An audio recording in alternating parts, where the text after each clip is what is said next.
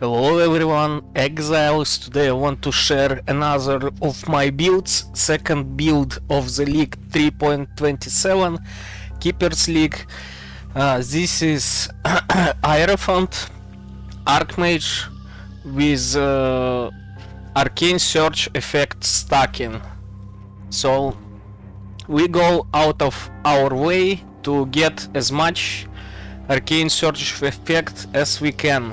So we get it on the tree, on the cluster jewels, on megalomaniacs, and on sublime vision, which is very cheap. Overall, we get about 370 effect of arcane search. So what does it give us? So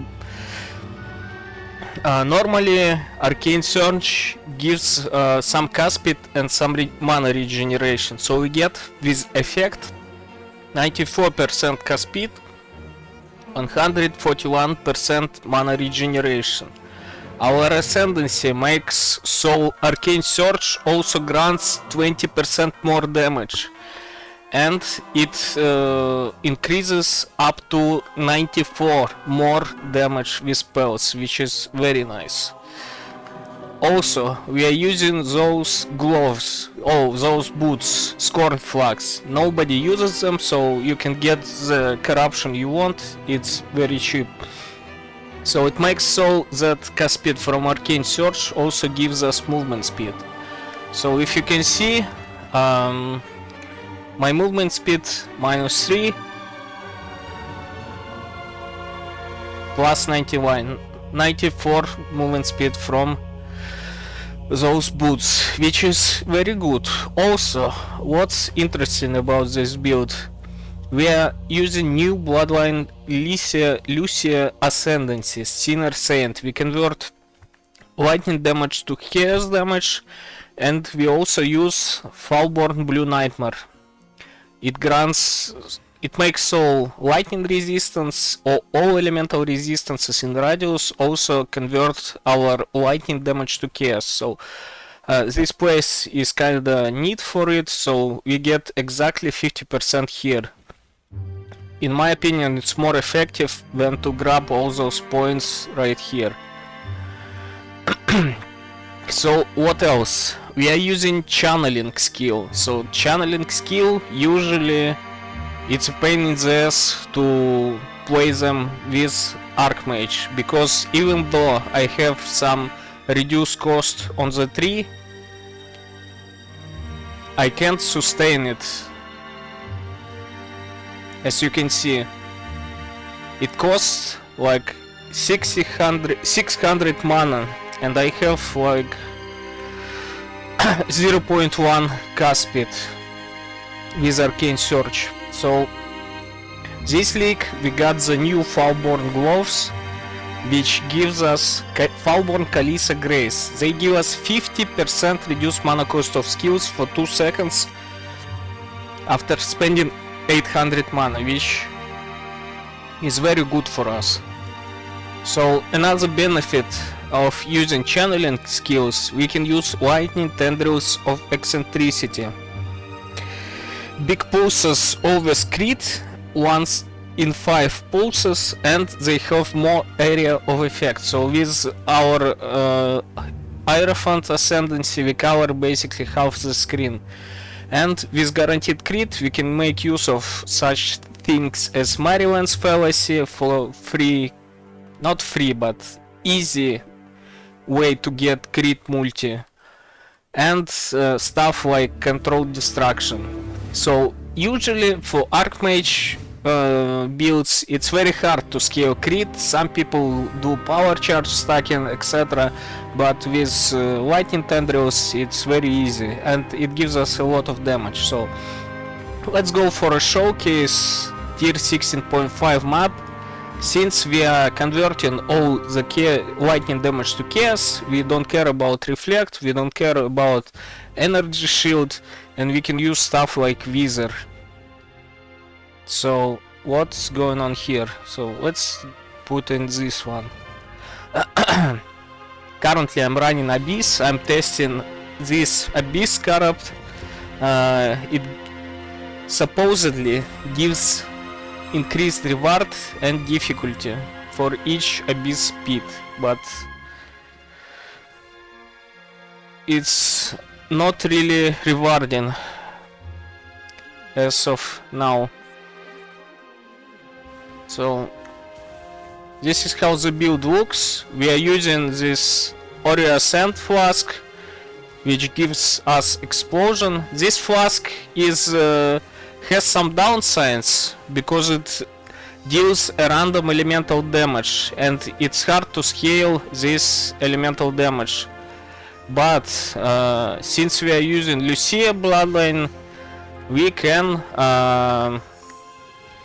convert some of the lightning damage to chaos, and it's easier for us to scale the explosion. Also, the size of the explosions is not very big by the default, but Hierophant gets a lot of increased area of effect, and it becomes fairly decent. As you can see, clearing is okay.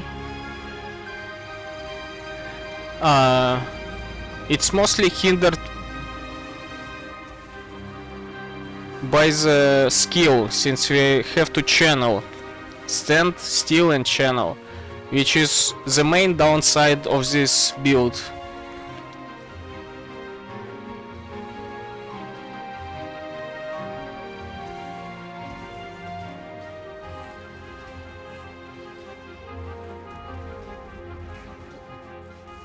So I was running some Uber bosses, some of them I've completed, some deathless, and some of them killed me. I failed all 6 portals. So the Uber Cyrus killed me. Uber Elder also I failed it because I'm not really good at the fight. And Uber Shaper was relatively easy. Uber new bosses, new like memory bosses, Egan bosses, they were pretty easy also. I completed them, some of them deathless, and Cortex. Cortex is the easiest one, also been completed deathless. What about the defense? Since we are Archmage, since we use Sublime Vision, we don't have a lot of ways to scale defense. Since you can see, we are using both energy shield and life and mana, so we take damage simultaneously with our HP, mana and energy shield. And we recover our mana by regenerating it, and we recover energy shield and HP by leeching. So it's decent. Also we have some endurance charges from our rune graft.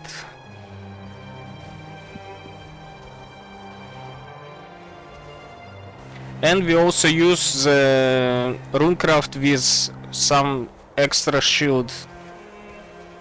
We'll go over them a little bit later. So let's do the breach, and I think it's enough for the showcase.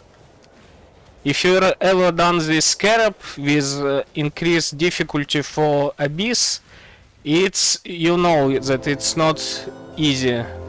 The monsters get a lot of toughness, so that's why I'm struggling a bit here. Regular maps, regular abysses are not so bad.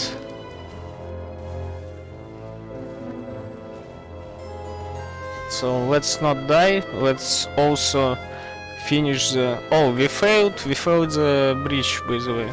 Well, whatever. So also it's kinda hard for me to play and talk, so I feel a little bit stressed right now. That's why I can't pay the full attention to the game. Okay, whatever. This is how the build looks. Also we use like Valve Light, gives us increased chaos damage, which is nice. So let's go over the items. First of all, uniques. We have 1, 2, 3, 4 unique items. Scorn Flags gives us movement speed. Falborn Kalisa's Grace makes our mana sustain manageable. We also use Falborn Cloak of Defiance with mana as extra energy shield, which is the most expensive item in the build. Right now it's like 7-10 divines, Maryland's Fallacy, which is cheap, and some rares. Stick, our wand. We want some mana, some cast speed, maybe some crit multi, some increased lightning damage or some increased spell damage, and we want an empty prefix to craft lightning damage as extra chaos, which gives us a lot of damage. Other rares, just resistances, attributes, life, mana, and the shield. Shield I've crafted with Awakener Orb. I have combined reservation efficiency from Shaper and minimum endurance, minimum frenzy charges from Redeemer. So I've socket Petrified Blood in my shield, so it reserves just above 50%. If you look at my HP, 1535, if I use Life Flask, wait, if I use a spell, it goes to 1529. So we got a slight window there, so we get overleech. Our life leech comes from Adziri Promise. This flask is very good with this build. And energy shield leech comes from cluster jewels. So gems, despair, Cursed Ground. Cursed Ground is just convenient for bossing and for abyss. So it's not mandatory. You can use whatever you want. Some people use Hex Bloom. Valve Blight for 20% increased chaos damage. Cast when damage taken with Void Sphere, level 1, both are level 1. This is... if you've never tried Void Sphere as defensive layer, it's very good. Maybe give it a try. So Eternal Blessing, Clarity, Val Clarity. I've used to press Val Clarity sometimes, but right now my mana sustain is amazing. I don't need to do that. Also, Clarity is not... it's not needed to be leveled. You just need level 1 Clarity, no need for Eternal Blessing. We use it just for Sublime Vision. Void Manipulation with Frostblink and Spell Echo. Nice thing about those gloves, Kalisa's Grace, that they have faster casting embedded into them, so it's kind of nice too. Why Void Manipulation? So Frostblink of Wintry Blast, it makes it deal no elemental damage, so I don't die to reflect. Sigil of Power, which is bread and butter of Archmage builds, and our automation comes with Arcane Cloak, Withering Step, and Enhance. So Withering Step with Enhance gives 10 wizard debuffs, and with our Ritual Shadows point, we are practically guaranteed to have like almost maximum amount of wizards on enemy. Main links: Lightning Tendrils of Eccentricity. It's not that expensive, like 25 chaos, so 21-20 gem, very cheap. Awakened Elemental Focus. Since we don't deal any elemental ailments, we don't care about that line. We can control destruction. Since we are guaranteed to crit, we also benefit from only positive parts of this support gem. ARCHMAGE, obviously. Infused channeling, it's for defense, only for defense. It doesn't give a lot of damage, but 14% less damage taken from hits is a lot. And Awakened Void Manipulation, also good support for us, since we convert to Chaos. So let's go over the tree. Basically, we pick Arcane Blessing, Divine Guidance, Sanctuary of Thought, just casual stuff. Sinner Saint from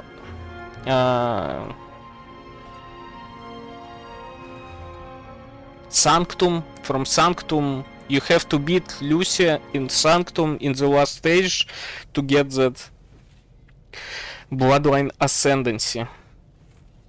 We pass over here to the left side of the Templar, get all the Arcane Search effect, Endurance Charge, and we place our Foulborn Blue Nightmare here. We tattoo all the int into lightning resistance, and this gives us exactly 50% another part of our conversion. So here we put Corrupted Soul. It's very important, so we take damage simultaneously in our energy shield, life pool and mana. Then we go down, we pick a Natural Instinct right here in combination with Light of Meaning. Chaos damage is kind of pricey to divines. If you want to save some money, you can get lightning damage. We get chaos damage only because we want to scale our explosions from Ori Ascent a little bit. That's it. If you put lightning damage here for the main skill, it doesn't make any difference. So this is nice combo. Almost everyone uses it, this tag with Unnatural Instinct. We get Wizard here, as I told you, and Cluster Jewels. So two exactly same big Cluster Jewels. They are very cheap. We picked Taumophage for ES Leech and chance to hinder enemies on hit. Why do we want to hinder? Because we pick on our Megalomaniacs, we pick Touch of Cruelty. Touch of Cruelty makes enemies take 10% increased damage if they are hindered. We take two of those, so they should be cheap. Yeah, basically nothing. And we get two of those. Obviously, Arcane Heroism is very good if we are focused on stacking Arcane Search effect. And we also take Dark Ideation. If we have at least 4000 mana, we get 80% increased damage for 1 point, which is nice. Some other points, those are not very important, but nice. You can get whatever you want, basically. We pick some Chaos nodes, Chaos Penetration. Also, we anoint Force of Darkness. 15% Chaos Resistance Penetration. It's best in slot anoint for us. And we get Chaos Mastery, 10% more Chaos damage to enemies which have Energy Shield, which they always do, since we deal only Chaos damage. Runegraft for buffs on you expire slower, so our Arcane Cloak and Wisdom Step and other stuff from the grafts stays on us more, and also we benefit from Pain Attunement. Watcher's Eye is also very nice. We have increased mana recovery rate, which is very good, and 8% of damage taken from mana before life, which is also very good. This one is kind of one divine, well, not so expensive. It's pretty well rolled also. So that's all Sublime Vision for clarity. It should be cheap also. Like, you don't need aura effect at all. So clarity basically gives no mana regeneration to auras. So you don't care about this part. You can take whatever is cheapest. What else? What else? What else? What else? Grafts. Tender Embrace gives us endurance charges. With this suffix of endurance, it gives us 2 endurance charges. So basically we are always on 5 endurance charges. And the other hand is Heart of Flame. Gives us shield from time to time. If our life, some of our life is missing. Our life is always missing, so it's a nice defensive wear. If you don't want to go defensive, you can just pick ones for damage with lucky damage, with increased lightning damage, increased spell damage. You can get like around 100 increased damage on the hands. So that's about it. This build was fun. Arcane Search stacking, it's decent. For what it costs in currency, it's very good. But for what it takes in points and investment on the tree, it takes, I'd say it takes a fair bit of what it gives. So it's a cheap way to get some early spike of power, in my opinion. So usually Archmages, they stack strength, they stack intelligence, or in this league they stack lightning resistance, and the ceiling for those methods to scale damage are way higher. But this is cheap. So should you play it? Only if you want to test something unusual, something non-meta. Well, if you want to farm like crazy, go into crazy tier 17 maps, this build won't scale that hard. So the ceiling is definitely lower, but it's still strong in my opinion.